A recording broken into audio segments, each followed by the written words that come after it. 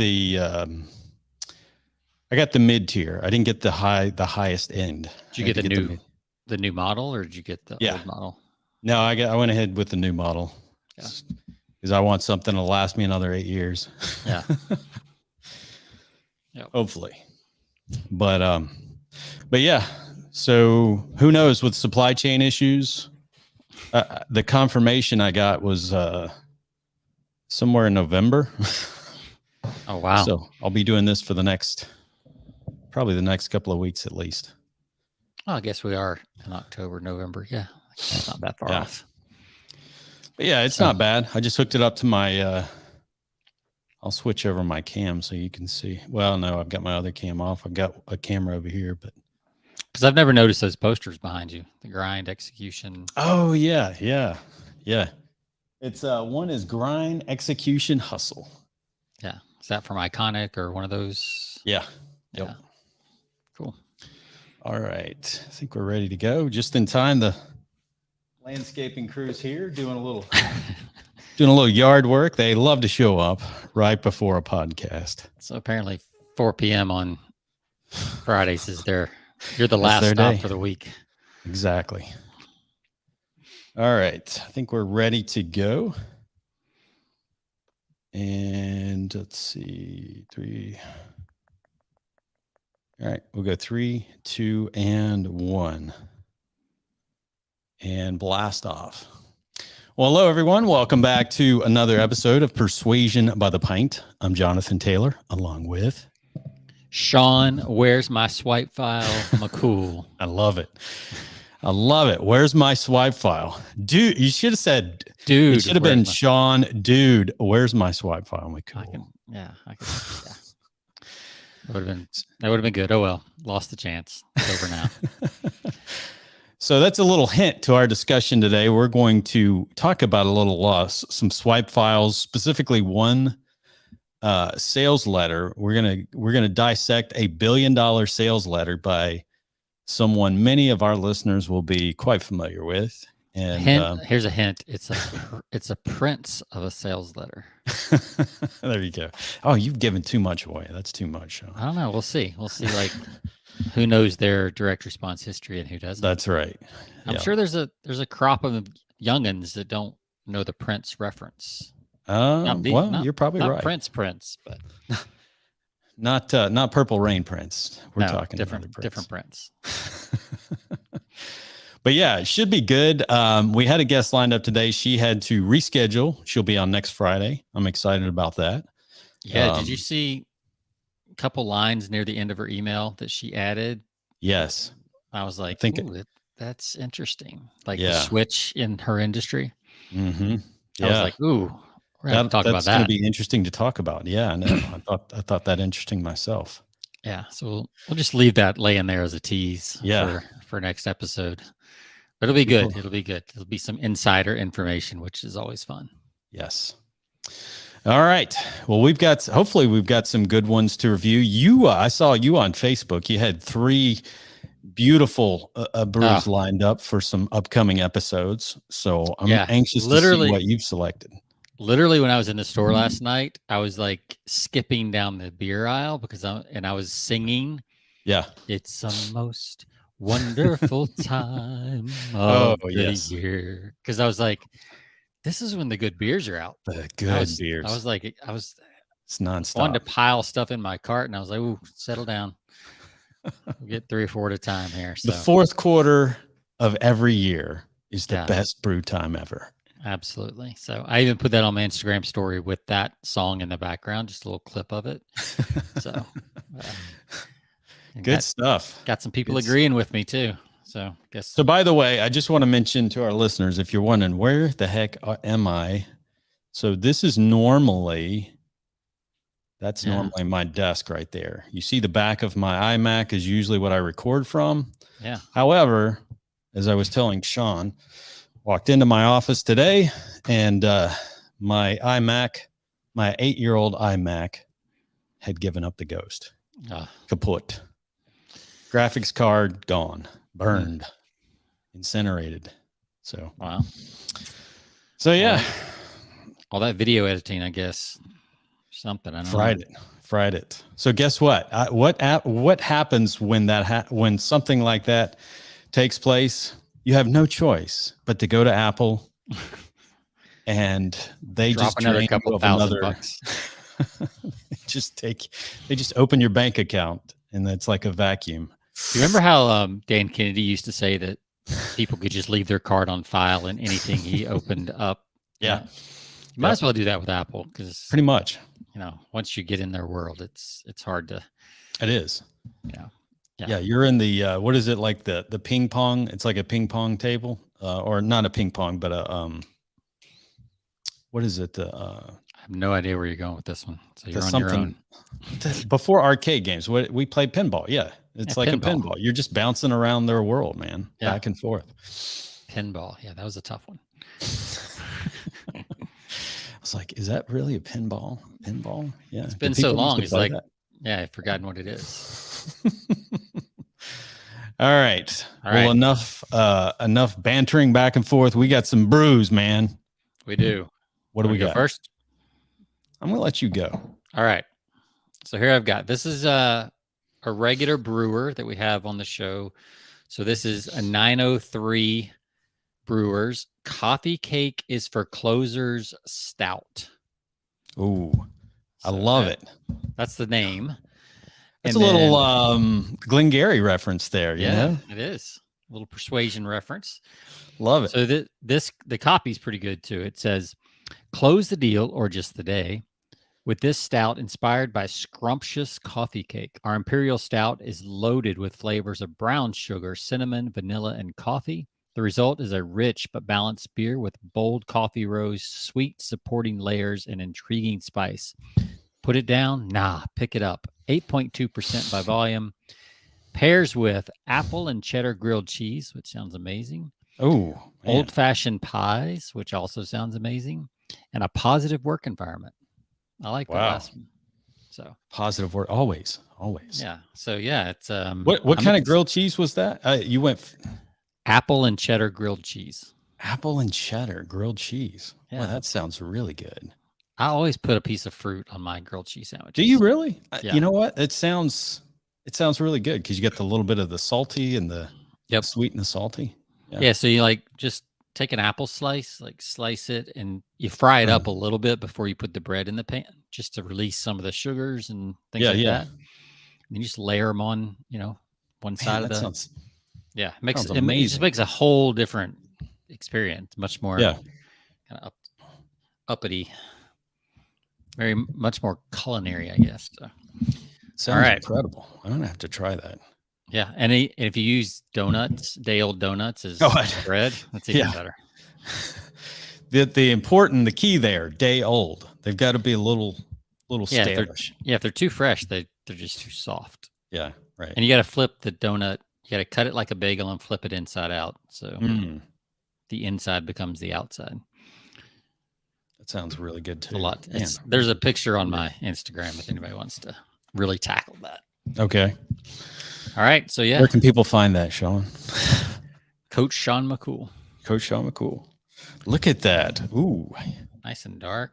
The camera is on point today on my end. I don't know if it just seems to be working better today. Your color looks great.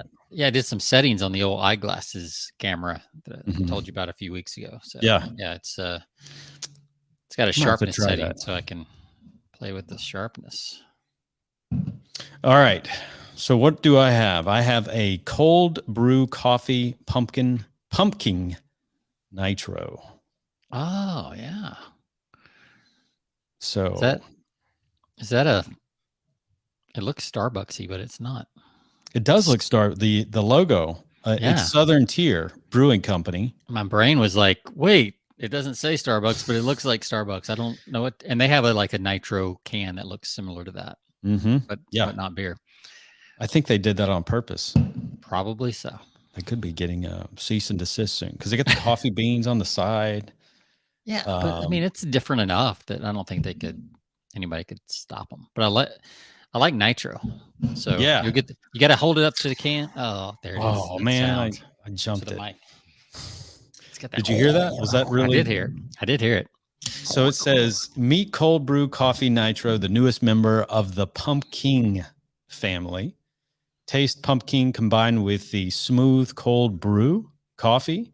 Nitro adds another layer to the liquid for a decadent and sensational experience. This is what I think is 8.5. Let's So see. we're right in the same range. 8.6. Yeah. Yeah. So we're in the same range there. Ooh, it's frothy. Very frothy. Yeah. Well, it is got that nitro going on. Yeah. It may take a little while to settle down. So let's see. Let me hold it up and switch over the. Yeah. Oh yeah. Oh, it's a lot lighter than I thought it would be. Yeah. Yeah. Because it's an ale. It's an ale. It's an imperial pumpkin ale. Imperial ale. Nice. All right. Well, cheers. Cheers.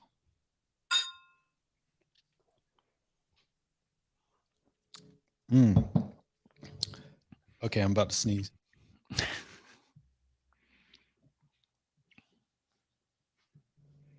Ooh. All right. Wait. I have a sneeze button on this, so I have to push my sneeze button. There you go. Maybe the nitro made me sneeze. I'm not sure. So how do they do the nitro thing again? Is that where they pump some nitrous? There's a capsule in the bottom. Okay. And once the air hits it, it activates or something. I don't know exactly how it works, but we should have a nitro capsule expert on. It does. The foam or the head it's much more, like I said, frothy. It's denser bubbles too. Are frothy, fine bubbles.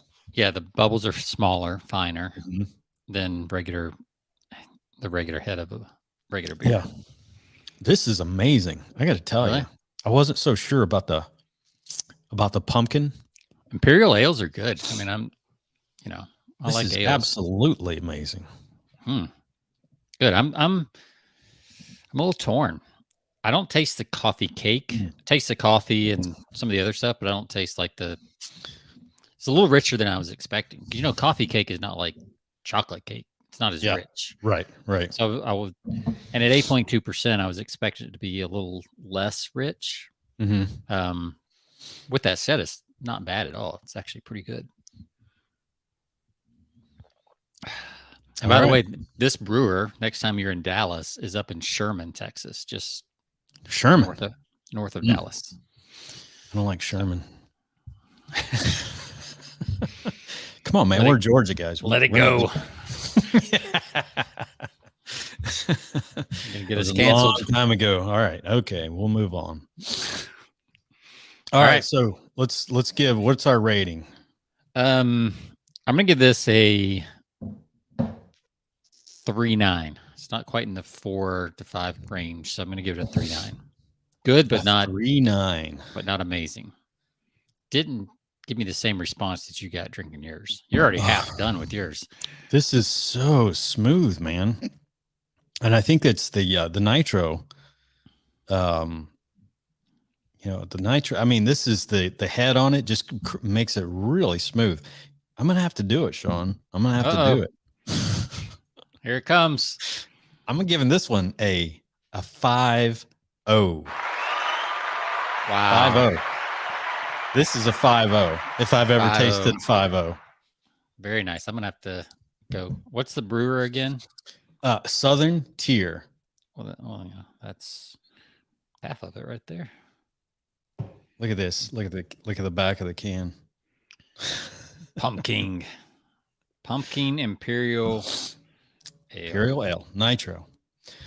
Yeah, I was, like I said, and it's not that my expectations were so low. Did you get that from Total Wine, or did you get it at the local establishment? The local establishment. Wow, they must be buying stuff just for you now. They are. It's a new edition. Yeah, just came out this week. I saw it and I grabbed it. Well, good choice. I love it. I'm gonna have to go just in case, because there was only one other box after I grabbed this one. I might have to swing back by on my way home and take the other one. It's only $15. Come on. Yeah. Oh, I saw a single can last night when I was looking at stuff. I was like, "Oh, that looks really high end looking can." It was $16.99 for one can. Oh my gosh. And I was like, can't do it. Imperial Stout, was it? Yeah. Yeah. Russian Imperial Stout. Yeah. Probably. So, all right. Well, let's get on with the show. That's what everybody else is thinking. Yeah. So. Can you please? I got to say, though, just as a good transition to our topic today. So what I'm holding, I thought, man, you know what? I'm going to hold these up because this is a great segue into our topic today. So I was at a trade show a couple of weeks ago, and I like to go to trade shows and take all their marketing literature, like all their one sheets and their little marketing portfolio folders and their marketing copy. And you should. Somebody worked hard on that.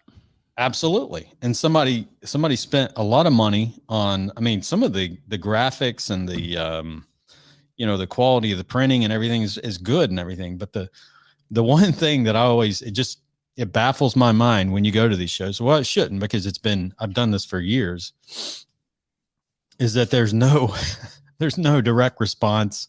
No call to action. No call to action.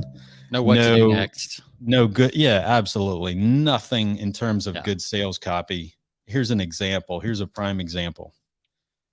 Here is a company that says, make the right choice. Choose the best industries products to meet your quality and time requirements. Blah, blah, blah, blah, blah. Make the right choice. That is great advice. That is really good advice. Make the right choice, right? Yeah. Thank you. Let's see if I can find another. Let's see. It says here. Here's another these are product. What we call duck-billed platitudes. Surface coating for high performance composites. World-class coating technologies. That reminds me of what was it, Elf, when he sees the sign with world's greatest coffee. You did it. Yeah. Congratulations. Congratulations. Yeah. That's amazing. So again, not making fun of these. Yeah, because they put a lot of money into it, but we kind of are poking fun of it a little. Here's one last one that I want to look at. At the bottom, they say, we at such and such company, because I'm not going to blow their lid. We at such and such company have developed simple formulas and processes which will greatly enhance aesthetics and physical properties. Where's my? How about this? You've heard me talk about. Oh, that's a bro. That was my ad button. Wrong show. There we go. There you go. Still the wrong one. But no, I mean, this is just too sad. I mean, these are people in the sales department and marketing department that say. And how big would you say, for our listeners, how big would you say those companies are? These are not. Oh no, these are significant. I mean, they're not Fortune 500, obviously, but these are companies that do millions in business and sales volume. I mean, millions upon millions. I mean, these are $10 million plus at least companies. Probably more along the lines of $20 million plus companies. And let that be a lesson to our listeners, because if they can get to 10, 20, $30 million without the stuff we teach on this podcast, without the stuff we share on this podcast, imagine what you could do. Yeah, absolutely. Yeah. I mean, and even to this day, people don't know about a lot of the stuff we talk about. Yeah. They just don't know. A good copywriter, they could just make a living out of going to these trade shows and just showing up. Mm-hmm. And just say, hey, can I help you out a little? Well, I mean, I have made a living in one niche, one small niche. And yeah, it's incredible. Yeah. Really with one or two companies, because once you get in, they're like, oh, yeah, it's amazing to me still. So it's funny though, how all the young copywriters out there today, they want to do everything online, right? And they want to go after the big niches, financial and health and this stuff. Sure. Like there's a world of B2B out there. Yes. that will pay well, and Mhm. the bar is low. Like you can Yeah. put the basic stuff in, stuff we're going to talk about today. You can use that. You can swipe the stuff we're going to talk about today almost word for word, Mhm. just change it to reflect the industry, and it will work because I've done it. Like I've Absolutely. literally taken classic ads in an industrial type niche, and it Mhm. worked well. Yeah. So, Oh, yeah. Well, we've talked about some of your ads to some industrial companies, the yeah, granite industry, that yeah, company. I mean, some of the stuff that, it's mom and some of these businesses are just not sexy. yeah, They're not the sexiest thing, but they make a lot of money. yeah, I work with a company now that it's if you look at their product line, it says boring as all get out, but they sell a ton of it and to specific other chemical industries and other polymer and you know, other composite and plastic businesses. This stuff is gold, yeah. but You say boring. I was listening to a TED talk, or some video I was watching yesterday, and they were talking about purpose and things like this. And there was in it, they said, never loan money to somebody who's trying to make a living out of their purpose or trying to, find their purpose. Yes, that's so They good. said what you should do if you want to loan money, loan to somebody who's doing something extremely boring, Mm-hmm. Yeah, because that's where a lot of times the money is. absolutely. Toilet paper, Yep. Bricks, Mm-hmm. lumber, like the stuff that is not sexy that everybody needs Yeah. is where there's a lot of money to be made. And you've seen a lot of entrepreneurs in the last, I think, 5 or 10 years, kind of, especially millennial entrepreneurs, have gone into mattresses was a big one, sheets, all the household goods kind of got popular again. Mm-hmm. And you see a lot of those companies using more of a direct response model, even in some of the old stuff, instead of trying to sell courses and Yeah. coaching and whatever else, So, Well, case in point, this week I was at a plant in Nashville, in the Nashville area, and they're basically just a tile manufacturer. They make ceramic tile, yeah, but it's owned by an Italian business owner up in northern Italy, who's one of the richest Italian business owners in the whole country. wow, He invests in everyday companies that do boring things like tile and just regular everyday products like that. So, yep, yeah. it's a lesson. So, what are we going to learn today? You texted me this afternoon. You said, "Hey, got an idea." So. Yeah, so I wanted to look at there's a classic Gary Halbert ad. Okay, I just gave away the name. Yeah, well, we're well into the show. I think we can do that. Who is known as the Prince of Print. So that was a hint earlier, if you didn't know. The Prince of Print. That's right. That's right. So I got this, and I'm going to give credit where credit's due because I'm on an email list by a guy. He's one that I bought I recently bought those swipe files, all of the swipe file letters, and it's over at copylegends.com. So I want to give him credit. You can go visit him. He's got a lot of great stuff over there.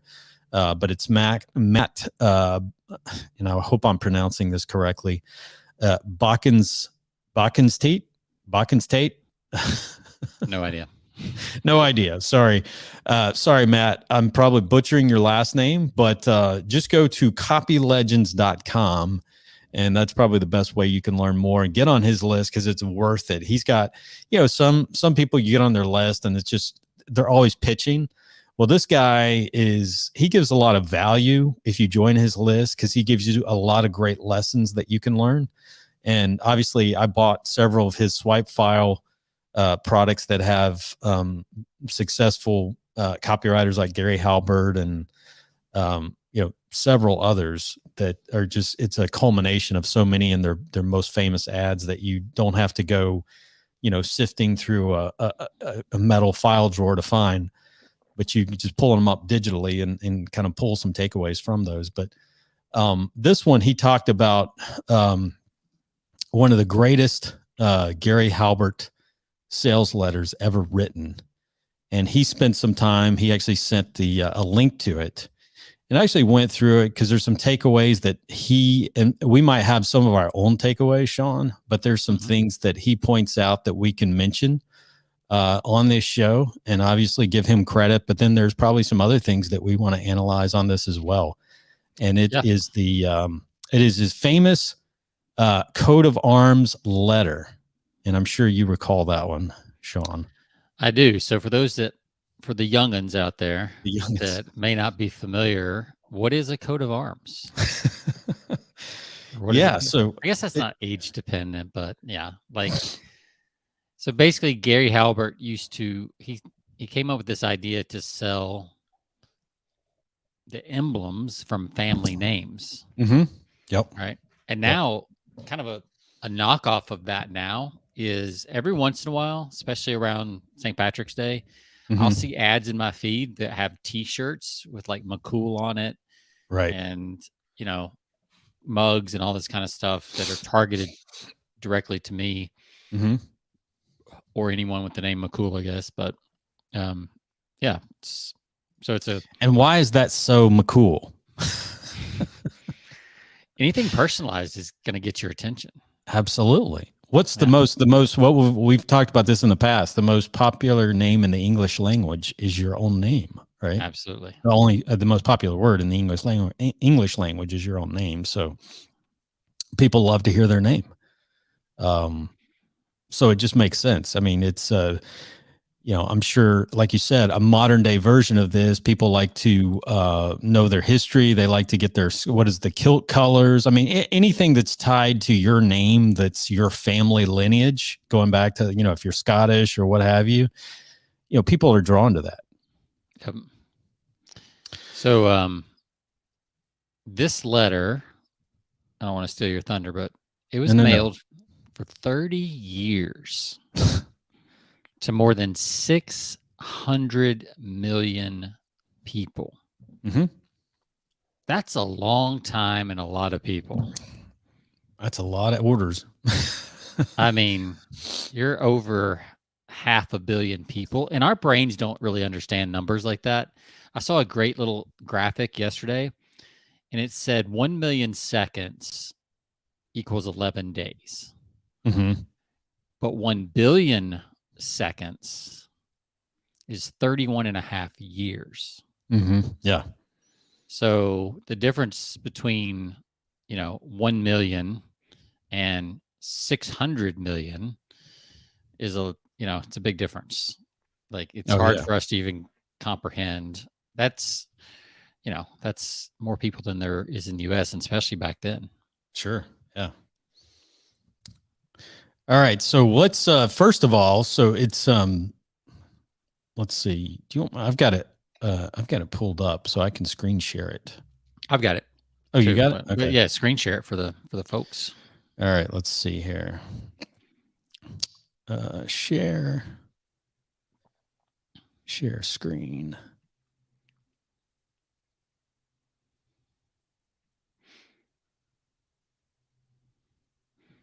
I'm using my laptop and it's asking me to download something for it. Can you do it? Let's see. Yeah, it's from a different page, but I've got it here. I think this happened to me too last time I tried to share the screen.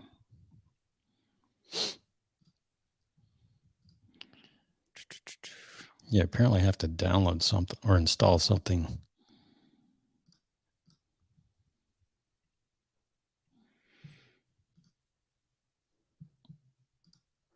Bear with us, folks. We're getting there. Can you see that? Yep. I can. All right. I can no longer see you, so that's fine. Good. Here, let me move my StreamYard over here real quick so I can see what's going on the other monitor. You're still seeing, yeah. Yep. Okay. Yep, I see it. All right. So let me make this a little bigger. So the first thing that I noticed when I looked at this letter, because it'd been years since I heard about, I remember this letter, but it's been a long time. And so the first thing that I noticed when I went through the letter, it's not signed by Gary Halbert. It's not written from Gary Halbert's perspective. Mhm. It's written from Nancy Halbert, his wife. Which and there's a reason for that, so, and we'll get into that here in a second. But the first thing you look at it, it's very simple letter, very personalized. But what's one of the first things you know at the top there, Sean? Yeah, it's got a return address and phone number. Mm-hmm. Yeah, so if you notice the, what is it, 5687 Ira Road, Bath, Ohio. Mm-hmm. You ever heard of Bath, Ohio? I have not. So this is interesting. It's something I didn't realize. Gary he rented a small house in the small city of Bath, Ohio, with a population of just 9,500 people, which he chose as his central hub for this business. I guess when you make as much money off this letter, you can afford, I mean, you could rent a small house to send out your correspondence from. Yeah, was there a reason for that? Do you know? Did they say? He said, as it says, it's the central hub for this new business, and the letter was delivered to this address and taken to the post office. So it doesn't say specifically, but he chose this as his central location, I guess, to send. I wonder if it's because, I mean, literally this stuff was being carried to the mail, to the post office. Yep. So I wonder if he thought it was centrally located in the U.S., so it would get to places in about the same time. Sure. Yeah, I mean, that's a guess. Quite possibly. Yeah. But it says the location. Let's see, central hub. So he says each letter was postmarked from the same small, innocent city. I mean, that sounds like Bath, Ohio. Sounds like a tiny little town. It doesn't sound like it's for sure, right in the middle of a metropolitan area. Can you imagine a post office of that size processing 600 million pieces of mail? Yeah. Going out, not to mention the ones coming back in. Because a lot came back in too. Yeah, exactly. Yeah, which we'll talk about, I think. So the other thing is it's not a main street or any kind of prominent street address like that. I mean, Ira Road, you know. I mean, it sounds very like specific and legitimate. Like, oh, this is somebody in some small town writing me. Yep. They've included their phone number. Even, I was going to mention, even followed by the phone number. Oh, which makes 666. I'm surprised that didn't cause problems. Yeah, that may have caused a little hesitancy with some people. 666. I don't know. But the next thing, very super personalized. Dear Mr. Mcdonald. Yep. So you start with the obvious question: how many people do you know that share your last name? If it's a common last name, Smith, Jones, that could be, I mean, that's a little different. But if you got a unique last name like McCool, dear Mr. McCool, I mean, I'm sure that would capture your attention there, Sean. It does. And even if you're Smith, like if it comes to your mailbox, I mean, you assume that it's right and it's for you if the name matches, right? It's, I mean, your name's Taylor, so it's like, it's not as common as Smith, but it's a fairly common name. So it doesn't matter. Like if it's your name, it's your name. Yeah, exactly. So yeah, the other thing that you notice he uses throughout this letter, not only does he use it in the opening, but he also uses it throughout the letter.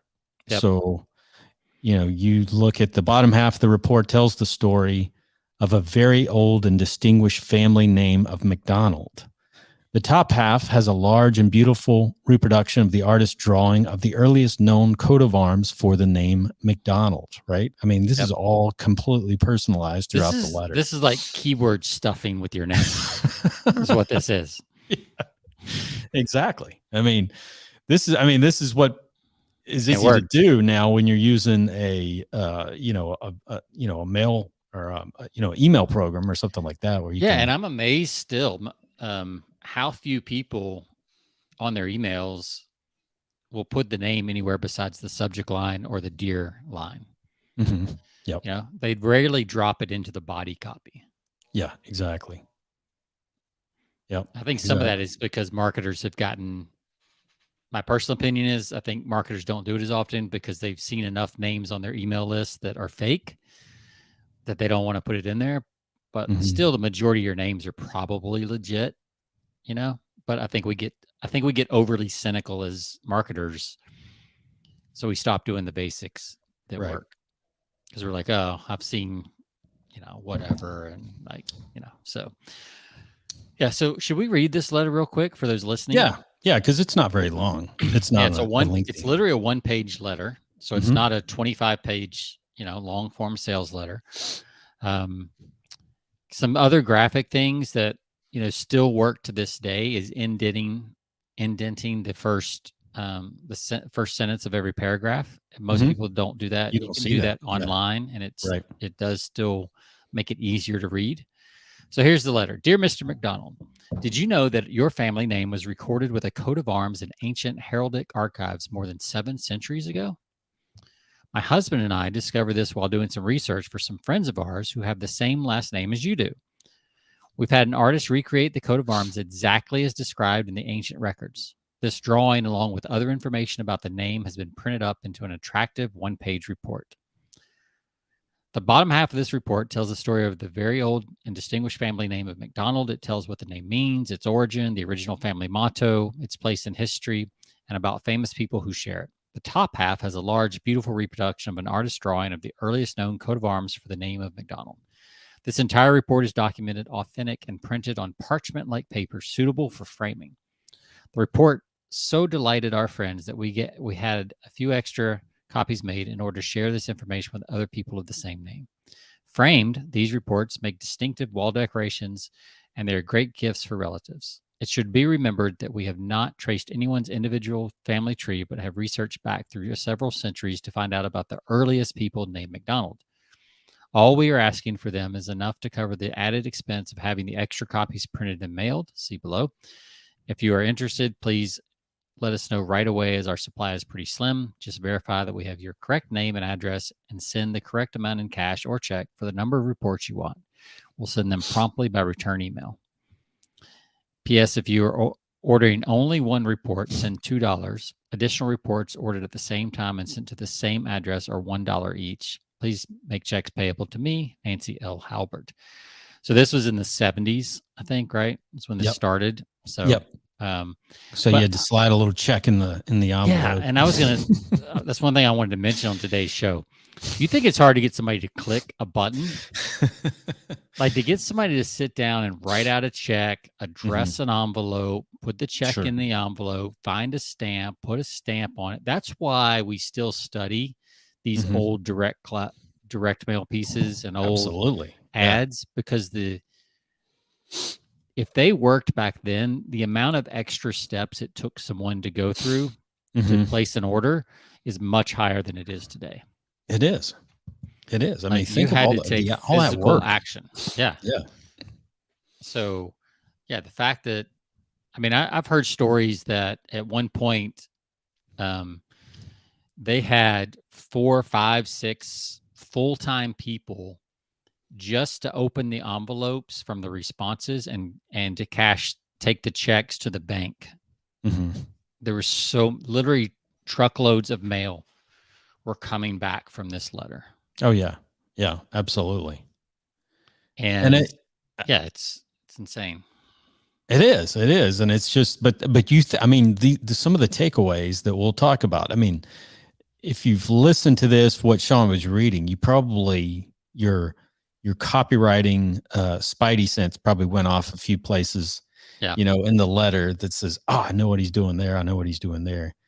But let me start with because I find it interesting that he used, first of all, he did use as we said, he used his wife's name, which to my understanding, he didn't like his wife very much. But he certainly liked using her name in this letter. And there's a reason. You know, obviously, you know, at that time, and I don't know if that's still the case today, but a female voice coming from someone named Nancy, instead of Gary. I mean, there's a little more trust there. Coming from Gary, your threat detector starts to go off, right? Someone with the name of Nancy sounds a little more innocent, not as threatening. So Yep. I'm sure that there was a reason, and I'm sure that went into his decision to use his wife's name.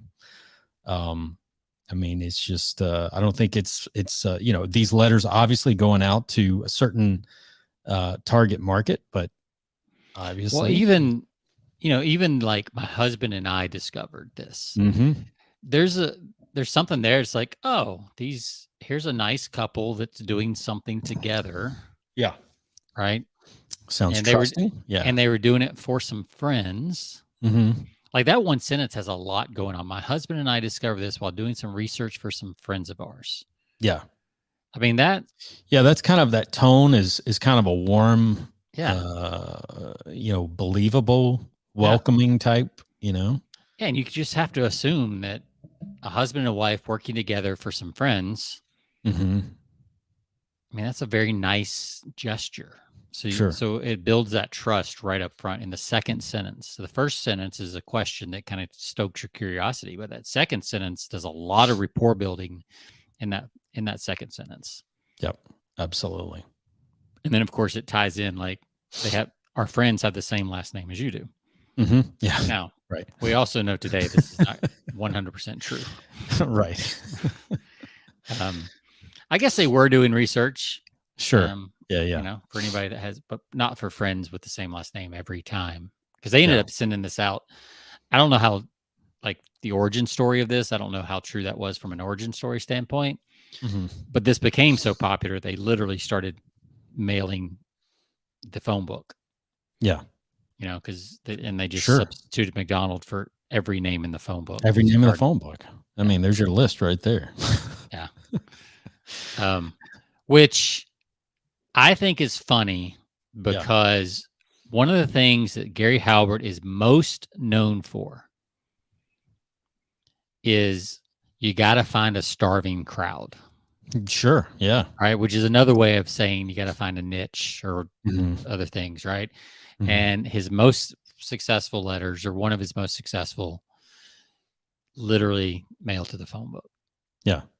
Yep. So I think that's funny. I find that very, like, there's nothing here that, this is a good example of, like, you don't create desire. Yeah. Or you don't try to target something, create something.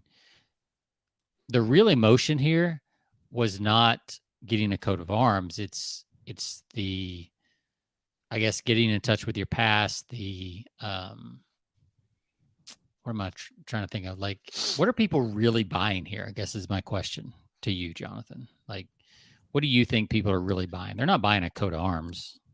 No, they're buying, they're buying, I think most people are they want to know their heritage, and I guess they're proud of that to some degree.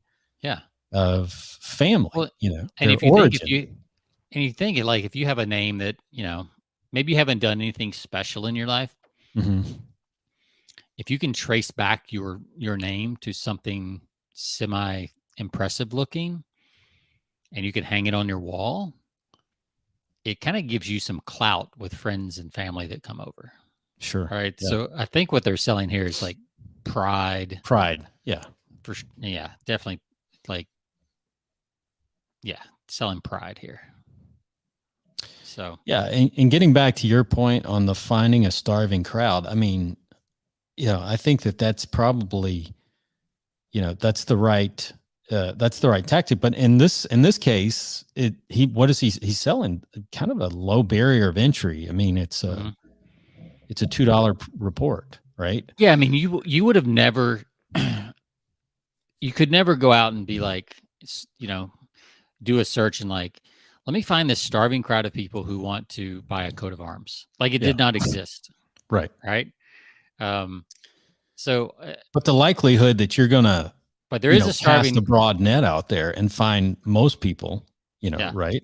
Most, but there is a starving crowd of people who want to feel better about themselves. Yes.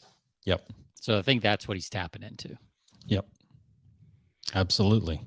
All right. So what other goodies do you have from your swipe file friend? Okay, let's talk about the writing style. Obviously, in this letter, it's not written from any kind of corporate. I mean, at no time when in reading that letter, Sean, did it sound anything from? It felt like it was coming from any company. I mean, obviously the Nancy, but it just sounds genuine. It sounds like a person's just writing you a letter, right? Yeah. Doesn't sound like it's coming from a salesperson. Nope. In fact, it's the opposite. So he uses, let's talk about this, because here's one thing that he mentions here. The readability of this letter is gives it a grade level of 8. He has 14 words, basically around 14 words per sentence, 3 words repeated 10 times, 52 prepositions. So let's look at it says, Dear Mr. McDonald, did you know that your family was recorded with a coat of arms, was recorded? Then let's go down to this drawing, along with other information about the name, has been printed up in an attractive 1-page report. This entire report is documented, authentic, and printed on parchment-like paper, suitable for framing.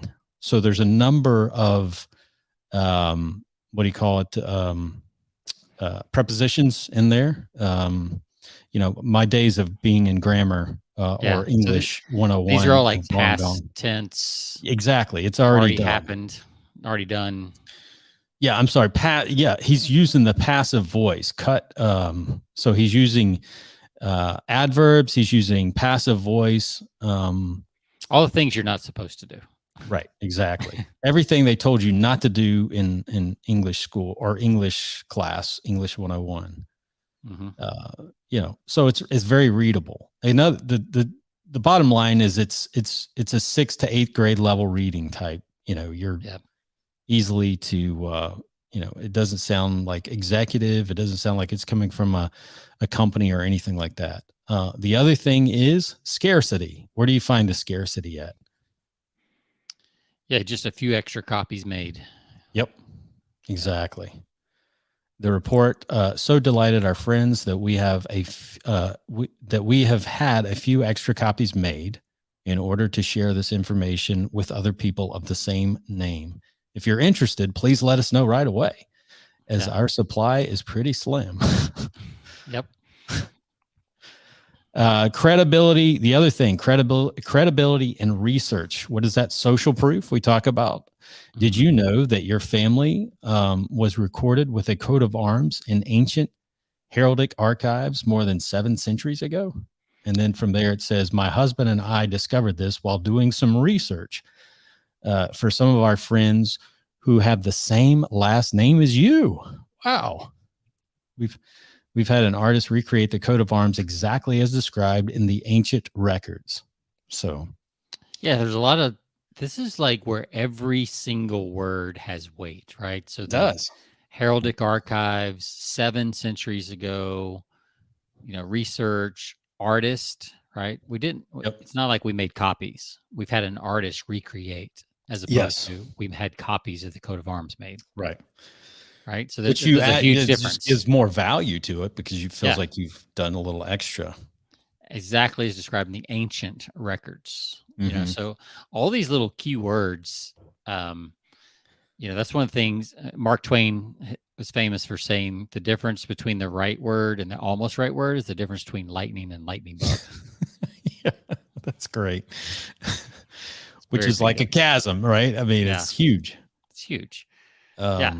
So what else we got? I know you're running short on time. So So we have the tripwire offer, which is almost the kind of like the upsell at the bottom. So I don't know how if he was this was like the early upsell when it comes to traditional sales copy. But he says PS, the old PS at the end.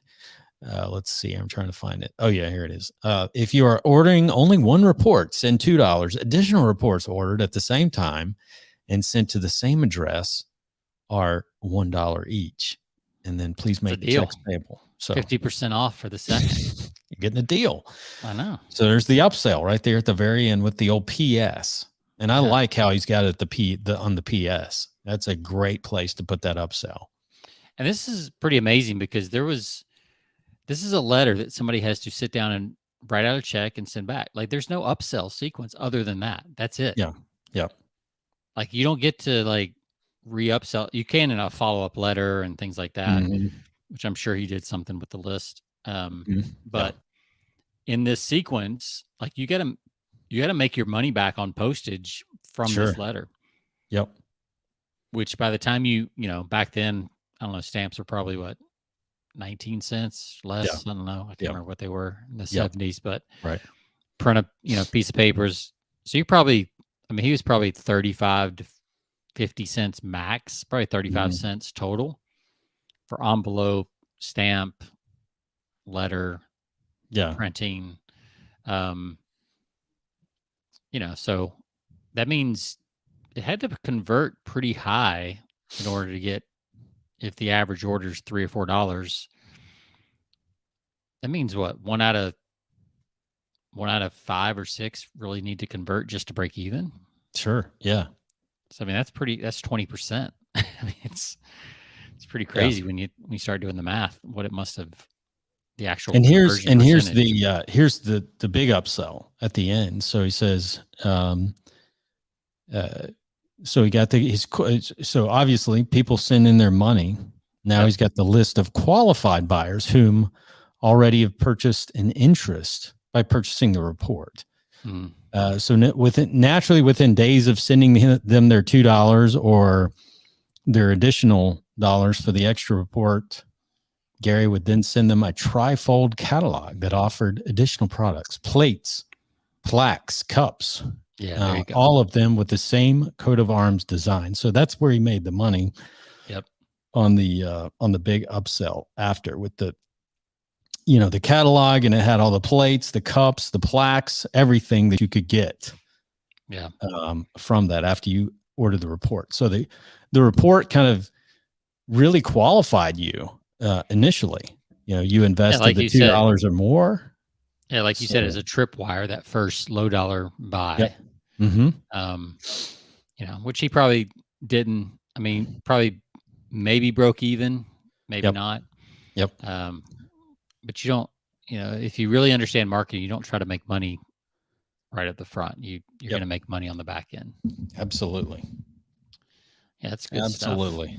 And that's what business is. We're talking at the beginning, all of these things that, you pick up at trade shows and things like that, they could use things like that. I mean, they're salespeople, they're marketing people, all, pick up a letter like this and look at the structure of it and get more personal stuff like this, this corporate language that you get from one sheets and sales letters from other companies are horrible. And, look for ways to, personalize your letters, even if it's a B2B letter, even if it's business to business.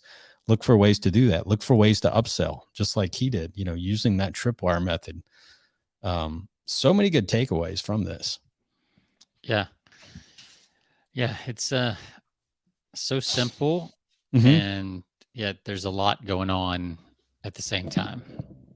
None of these sample pieces or sales pieces that I picked up at the trade shows had anything to do with, go to this landing page. I've looked through all of them. None of them have a go to this landing page and order a free sample of this surface coating, right? We'll send you a free sample of it. None of them. I mean, they're just missing opportunities like this with this, these glossy brochures, just talking about how great their product is. And not one says, go here and we'll send you a free sample, minus shipping, you pay the shipping or whatever. Easy way to break even on, not be out the cost, send them a free sample. And it wouldn't even have to be a sample. It could be, go here and get a free spec sheet for your engineers. Sure. Or like, there's a lot of different ways you could do that depending on what the next step in the sales process usually is. that, or put us to the test with, like you said, with the sample. Like, who knows? But yeah. Nothing. Nothing. Yeah. And you're right. When you go to these trade shows, that's how and these people pay a lot of. I used to be in the trade show industry where we made trade show booths. One of the companies I worked for, late 90s, late 90s. I worked for a company that literally made trade show booths, and people would spend, you couldn't get out of there for less than $30,000 or $40,000. And that was late 90s. And some of these companies will spend $500,000 or more on one booth for one show.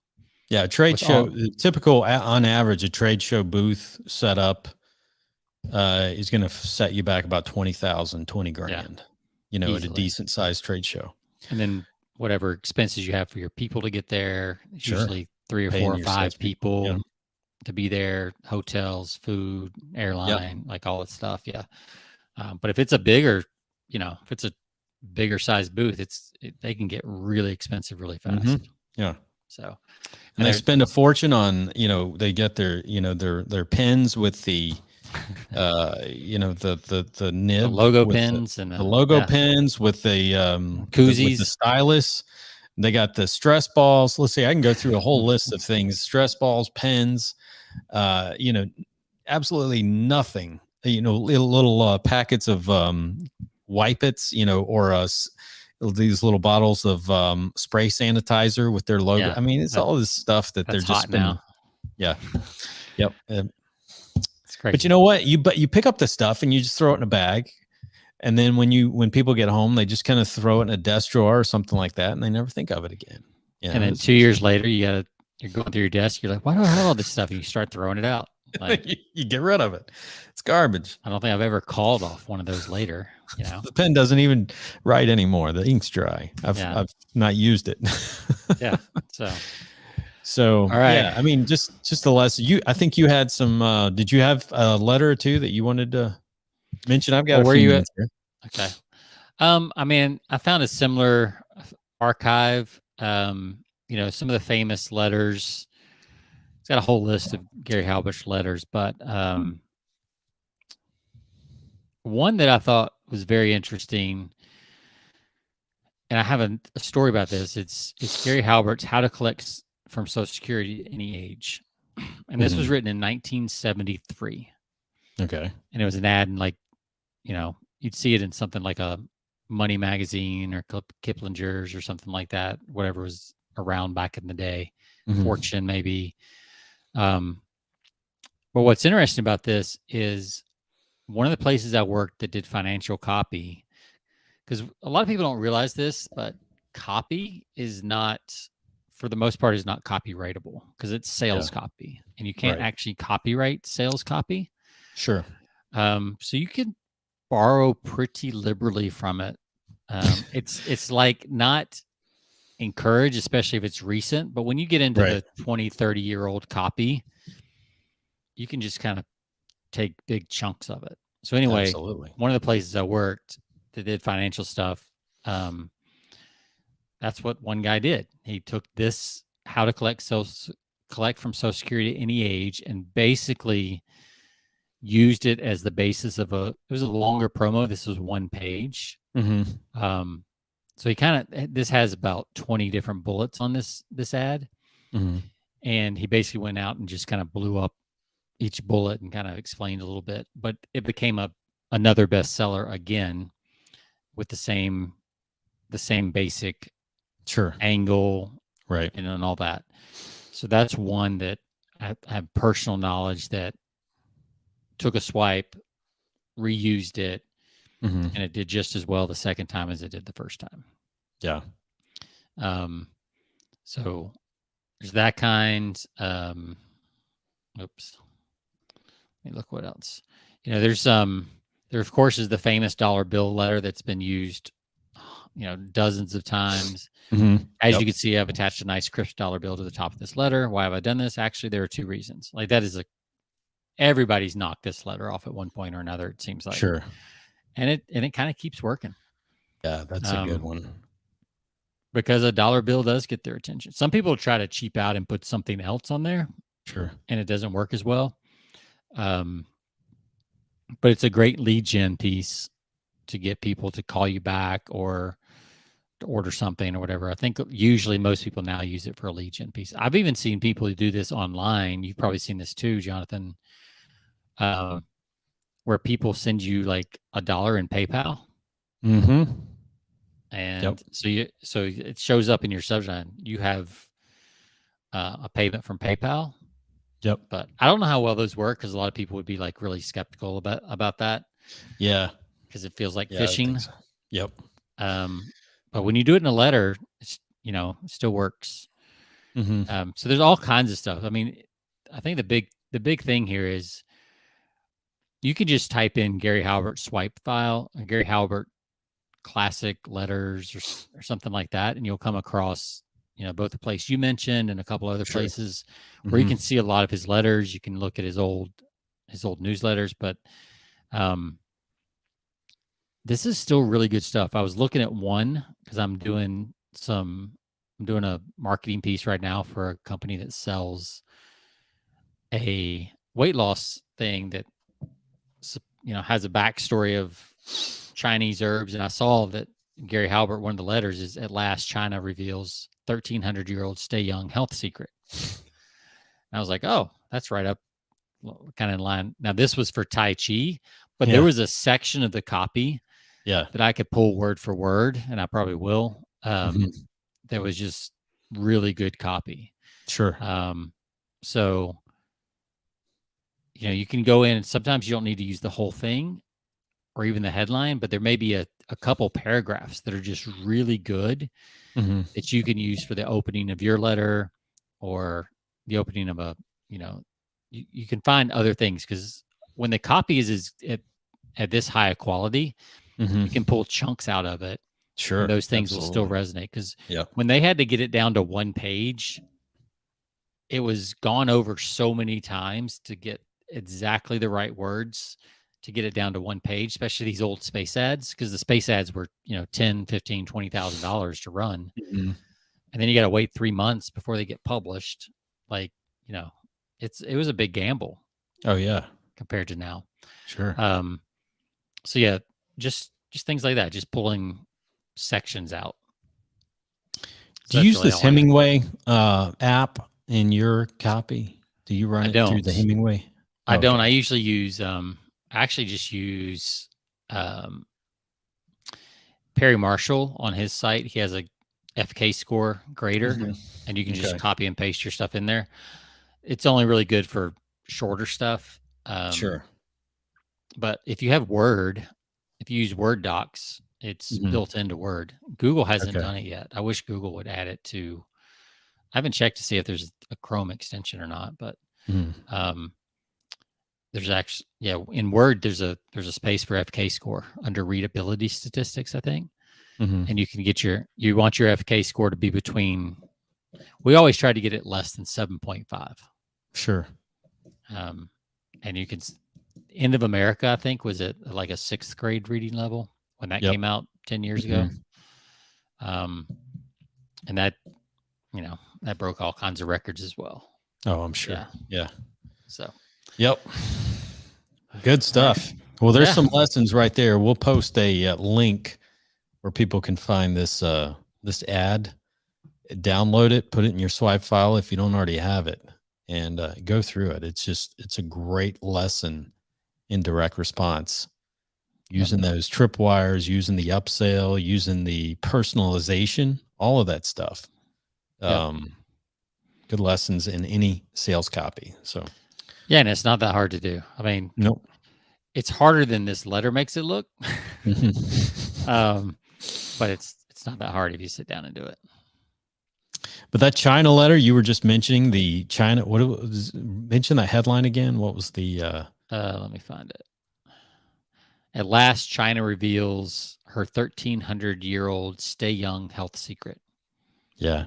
I mean, that would work. At last, China reveals this secret, or this ancient secret, on a number of things. Yeah. This was for Tai Chi, but you could use it for anything that has any ties to, China, any herb, any weight loss supplement that has, old Chinese herbs in it. Yeah.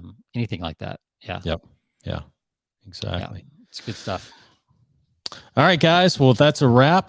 Thanks for everyone who tunes in. You can find us over at persuasionbythepint.com. You can find us on all of your podcast platforms, Stitcher Radio, iHeart, Spotify, you name it. Sean, we'll see you all next week. We'll see you next week. We got guest. What's Emily? What's Riche, I think. Riche? Okay. We'll just call her Emily. Emily. We'll just say Emily.